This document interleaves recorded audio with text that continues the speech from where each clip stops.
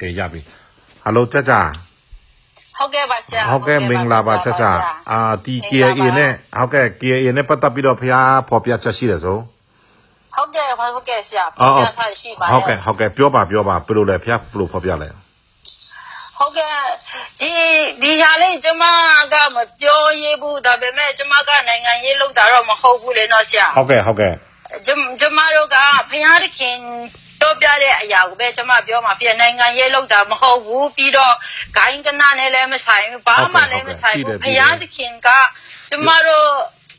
KIA လူမျိုးတွေကိုအရန်ချစ်လို့ပြောခိုင်းတဲ့စကားပဲဖြစ်ပါတယ်လို့ကျမလည်းအခုဒီစကားပြောတာဖျားကပြောတာ3ရက်လောက်ရှိပြီဒါပေမဲ့ကျမကမပြောရလို့ကျမကပါဒီတိုင်းတွေ့ဝဲနေဒါပေမဲ့ကျမကဖျားကိုကြောက်တယ်ဖျားခင်ကိုကြောက်တဲ့အတွက်ကြောင့်ကျမကပြောပါမယ်လို့ဖျားကတတိပေးခိုင်းတာဖြစ်တယ်ဟုတ်ကဲ့ကျမတို့ဒီဖျားကရွာနာမည်ကိုပြောပါတယ်ဒီပါကြောက် group ရင်းလို့ပြောပါတယ်အဲ့ဒီပါကြောက်ဆိုတာကျမကမကြားဘူးပါဘူးသိလည်းမသိဘူးမြင်လည်းမမြင်ဘူးဘယ်နာမှရှိရင်တည်ပြီးရင်ဒီတနိုင်းဖက်ချမ်းရွာတွေအားလုံးကတဲ့အဲ့ဒါကလူကြီးတဲ့အားလုံးမြန်ရှောင်ပါတဲ့မရှောင်ရင်းတဲ့နောက်ကျရင်တဲ့သူတို့ရွာကလူကြီးအားလုံးကိုတဲ့ပြစ်တတ်လိုက်လိမ့်မယ်တဲ့ဒီအခုအချိန်ရှိတဲ့အားလုံးရွာထဲကလူကြီးအားလုံးကိုရှောင်ခိုင်းပါတယ်ဒီပါကြောင်ဖက်ကရွာတွေအားလုံးကိုလည်းမြန်ရှောင်ပါတဲ့အားလုံးမြန်ရှောင်မရှောင်လို့ဆိုရင်သူတို့အကုန်လုံးလမ်းကြီးပိတ်ပြီးတော့ရခိုင်ပြည်နယ်ကလူတွေကိုတပ်ပစ်တယ်လို့ပဲအားလုံးကိုတပ်ပစ်မှာဖြစ်တယ်ပြီးတော့ကျမတို့ဒီကချင် KIA ဖက်ကလူတွေကိုသူတို့ကပို့ဆိုးတာနဲ့တပ်ပစ်မှာဖြစ်တယ်ပို့ပြီးရက်ဆက်မှာအမျိုးပြောအောင်သူတို့ကလုပ်မှာဖြစ်တယ်တဲ့တပ်ပစ်တာတော့မှတဲ့တေပြီးတော့မြုပ်ပြစ်မှာမဟုတ်ဘူးတဲ့မတေမရှင်ပြစ်တပ်ပြီးတော့အလုံးကိုမြုပ်ပြစ်မှာဖြစ်တယ်တဲ့လမ်းပေါ်တွေမှာမြုပ်နေနေရတာကခြေချဆရာမရှိတော့သူတို့ဒီအကုန်လုံးကိုထိုက်လို့မရအောင်အကုန်လုံးပိတ်ထားပြီးပြစ်တတ်နိုင်မယ်တဲ့ပြီးရင်အဲ့ဒီစစ်တပ်တွေအားလုံးကိုလည်းတဲ့မြန်လူဖြည့်ပါတဲ့လူမဖြစ်ရင်စိတ်ရှုံးမယ်တဲ့လူမြန်ဖြည့်ပါတဲ့ဖယားခင်က KIA ကိုအရန်ချစ်တဲ့အတွက်ကြောင့်တတိပေးခိုင်းတယ်သူတို့ဒီကနေတက်လာတဲ့စစ်သားဦးရဲ့ကအရန်များတဲ့အတွက်ကြောင့်တဲ့သူတို့ဒီစစ်တိုက်တဲ့အချိန်မှာသူတို့ဒီရှုံးနိုင်တယ်တဲ့လက်နဲ့ဒီအားလုံးတဲ့သူတို့ရှုံးနိုင်တဲ့အတွက်ကြောင့်အခုကနေစစ်သားလည်းဖြည့်ပါတဲ့မဖြစ်ရှုံးမယ်ပြီးရင်ရွာကလူတွေကိုသူတို့အခုချင်းမြန်မဖေခိုင်းမယုံကြည်လို့ရှင်သူတို့တွေကအသက်ဆုံးရှုံးနိုင်တယ်ရခိုင်ပြည်နယ်ကအတိုင်းပဲကျမတို့လူမျိုးတွေတားရက်ဆက်မှာဖြစ်တယ်တဲ့အဲ့ဒါဘုရားခင်ကအရန်ချစ်ပြီးတော့ပြောခိုင်းတာဖြစ်ပါတယ်ပြီးရင်ဒီဘက်တနိုင်းဖက်အဘက်ချမ်းကလူတွေကိုဆိုလည်းအားလုံးကိုမြန်ရွှေ့ခိုင်းပါတဲ့မဟုတ်ဘူးဆိုလို့ရှင်အဲ့ဒီတနိုင်းဖက်ချမ်းမာတွေရောအများအကြီးလူတွေကအသက်မရှင်နိုင်ဘူးတဲ့ရွာသူရွာသားတွေမှာသူတို့တွေကလမ်းကြီးအားလုံးပိတ်ထားမယ်လမ်းကြီးအားလုံးပိတ်လိုက်မယ်လမ်းကိုပိတ်လိုက်ပြီးတော့သူတို့အစားအသောက်ကြီးကအစားသူတို့လူယူသွားမယ်အစားအသောက်တွေလိုက်ပိုင်ရှင်တွေကအစားအသောက်တော်မှကိုယ့်ရဲ့ပစ္စည်းတော်ကိုစားပိုင်ဖို့မရှိဘူးသူတို့ဒီအားလုံးတင်းယူလိုက်မယ်ပြီးတော့ရွှေငွေဥစ္စာတန်ဖို့ရှိတာလည်းအားလုံးသူတို့လူယူမယ်ပြီးလူတွေကိုကြတော့အားလုံးကိုတနက်နဲ့ပြစ်မယ်တပ်မတေခင်ကောင်းဖော်ပြီးတော့မြုပ်ထားမယ်အချင်းနဲ့ပဲသူမတေတဲ့လူကိုဒီတိုင်းတော့ဖော်ပြီးမြုပ်ထားမယ်တချို့ဆိုအုပ်စုလိုက်မတေဘဲနဲ့မြုပ်ထားမယ်အဲ့လိုမျိုးနဲ့အများအချင်းရက်ဆက်ပြီးတော့သူတို့ကလုံမှာဖြစ်တယ်တဲ့အဲကြောင့်ဖယားသခင်ကဒီ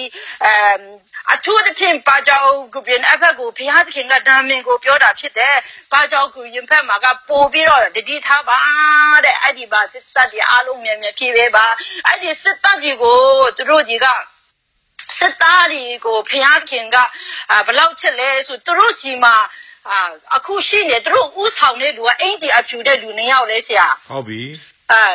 အင်ဂျီအဖြူနဲ့လူ2ယောက်အဲ့ဒီ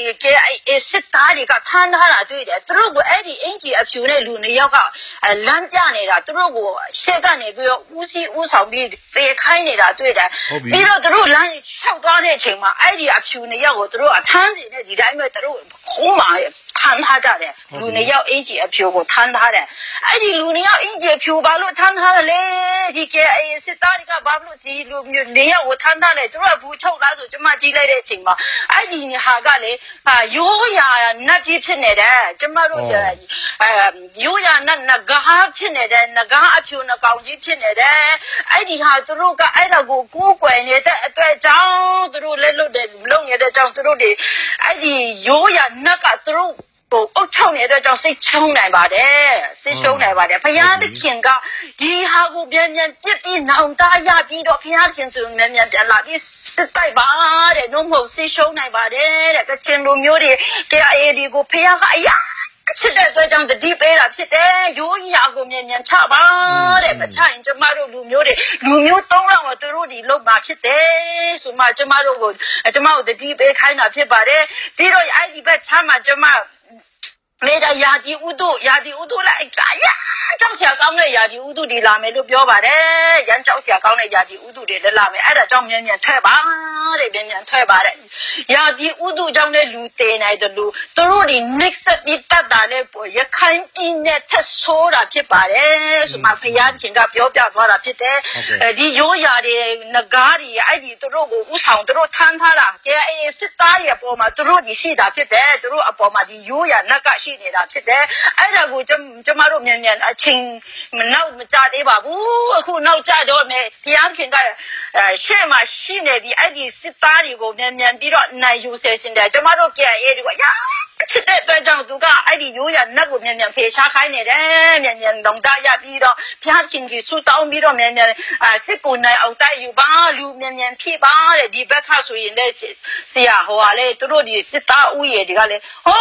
ရဲဘော်ဟောင်းတယ်လေဆရာရဲဘော်ဟောင်းတွေတော့သူတို့လိုက်ခေါ်ပြီးစစ်တိုက်ခိုင်းတဲ့အချင်းရောက်တယ်ဆရာဘာဖြစ်လို့လဲဆို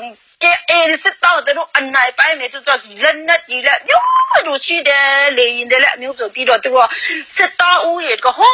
ပြင်စင်ယူတော့တဲ့လူအလုံးလဲသူတို့ပြန်မင်းနဲ့အနနဲ့လိုက်ခေါ်ပြီးတော့သူတို့တိုက်မှာဖြစ်တယ်အကြီးသူတို့စီမံထားတယ်အဲ့ဒါကြောင့်ကျမတို့ဒီဖျားစကားကိုယူပမာဖတ်မှာပေါ့နော်ပမာဖက်ကဟုတ်တယ်ပမာဖက်ကတွေအလုံးလူလိုက်ခေါ်တယ်သူတို့တွေဟုတ်ပြီဗမာဘက်ကလူတွေအားလုံးတို့ရဲဘော်ဟောင်းကအစားတွေအားလုံးတို့လူကလေးဆိုလည်းကလေးလူကြီးဆိုရှိသမျှယောက်ျားတွေတို့ခေါ်ပြီးစစ်တိုက်ခိုင်းမှဖြစ်တယ်အဲ့ဒါကြောင့်ကျမတို့ကစစ်သားတွေလည်းဖယားခင်ဆန်ဒီရိုးရာကိုမြန်ချပြီးဖယားခင်ဆန်ပြန်လာပြီးစစ်သားမြန်ဖြည့်ပါတဲ့ဖြည့်ပါတယ်စစ်သားဦးရဲ့မလောက်ဘူးတဲ့မြန်ဖြည့်ပါတယ်အဲ့ဘက်မှာစစ်ရှုံးနိုင်တယ်တဲ့အဲ့ဒါကြောင့်မြန်ဖြည့်ပြီးတော့မြန်ဖြည့်ပြီးတော့ရွာသူရွာသားလည်းမြန်ရွှေခိုင်းပါလို့ဘုရားရှင်ကတတိပေးလာတာဖြစ်တယ်ဟုတ်ကဲ့ကျေးဇူးတင်တယ်နော်ကြာနော်ဟုတ်ကဲ့ပါဆရာသုံးပြပါစေအာမင်